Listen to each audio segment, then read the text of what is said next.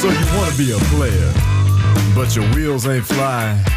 You gotta hit us up to get a pimped out ride. You've got to pimp my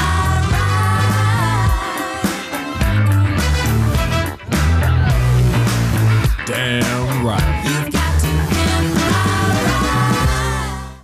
ride. All right, so here's a subwoofer back here.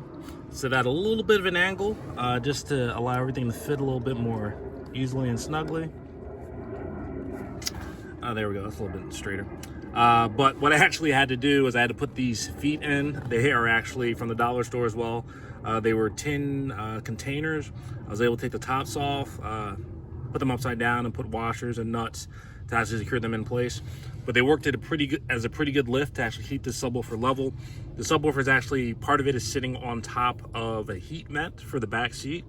So since it's sitting on top of the heat vent, I actually had to raise it on this corner, and the front right corner, and almost have it sit on the front left corner. And so these cups apparently, well, they essentially did the job as far as getting the lift that I actually needed. And I was actually able to shorten the cables and actually run some more solder joints to lessen or to tighten the length of a few of the cables. But I believe it turned out pretty well. Now this seat's all the way up right now. So when it's all the way back, you can't actually tell that there's a subwoofer here at all.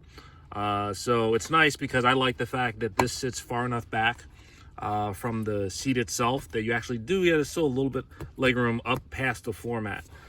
So these actually fit really nicely. There's plenty of room here. And again, the main reason I actually use the passenger side as opposed to the driver's side is the passenger side does not have that 6 or 7 way movement with the driver's seat. So I don't have to worry about the subwoofer itself getting crushed.